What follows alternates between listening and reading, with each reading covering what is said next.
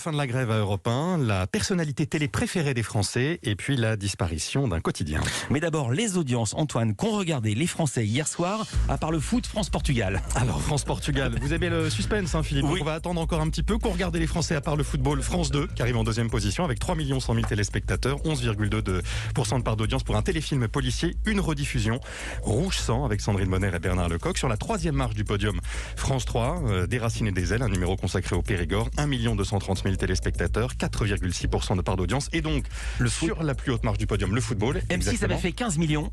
15 100 000 pour M6, 15 600 000 pour TF1, qui fait donc légèrement mieux que France-Allemagne, qui était le premier match des Bleus il y a 8 jours. France-Portugal, 15 600 000 téléspectateurs, 57,6% de part d'audience. C'est le nouveau record d'audience cette année, toutes chaînes confondues. Et ce sont les 3 seuls programmes, ceux que je viens de vous donner, qui sont au-dessus du million de téléspectateurs hier soir. Culture Média. Le journal des médias maintenant avec à la une la fin de la grève à Europe 1. Une grève qui a duré 5 jours, mouvement d'une ampleur et d'une durée inédite dans l'histoire de la station. Elle a pris fin hier à 13h après une réunion entre la direction d'un côté et de l'autre les syndicats et la Société des rédacteurs, la SDR, dont le président a qualifié cet échange d'apaisé et constructif. La direction d'Europe 1 s'est engagée, selon un communiqué de l'intersyndicale, à ouvrir une négociation pour permettre à certains journalistes de partir avec des indemnités, ceux qui sont en désaccord avec la future orientation de la station, autrement dit avec le rapprochement entre Europe 1 et la chaîne d'opinion CNews. Quant à la mise à pied de notre confrère Victor Delande, la procédure n'est pas suspendue, mais la SDR dit avoir senti de la part de la direction, je cite, la volonté de ne pas l'assommer. La grève est terminée, mais la mobilisation ne s'arrête pas, selon les syndicats et la Société des rédacteurs. Ils écrivent dans leur communiqué que d'autres actions sont en préparation, actions pour alerter l'opinion sur les risques qui pèsent sur la liberté d'informer. Et une autre grève a pris fin hier. Celle lancée la veille au sein de Next Radio TV, la maison mère de BFM TV et RMC.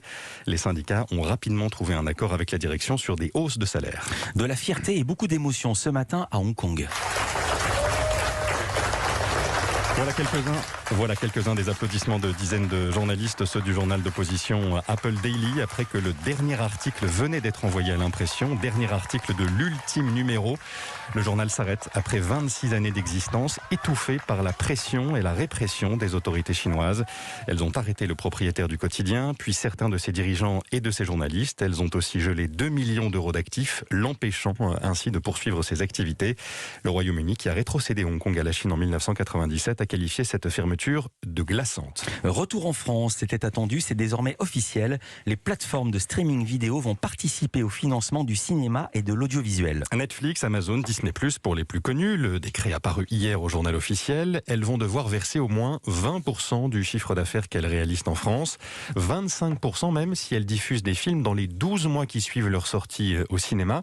Une disposition qui préfigure d'ailleurs une réforme de la chronologie des médias, ces règles qui régissent l'ordre et les délais de sortie des films en France, au cinéma d'abord, puis en streaming à la télévision et en DVD. Stéphane Plaza, personnalité télé préférée des Français. Oui, l'animateur d'M6 arrive en tête du sondage annuel de TV Magazine, sondage réalisé par Opinionway. Il devance Jean-Luc Reichmann de TF1, Stéphane Bern de France 2 et d'Europe 1. Karine Le Marchand, première femme de ce classement, arrive 5e. L'actualité des médias en cette fin de saison, ce sont aussi les transferts, le mercato, comme on dit. Oui, et il y en a eu un hier, celui du journaliste Thomas Misraki. Il quitte BFM TV pour qui il travaillait depuis 2005, depuis la création de la chaîne.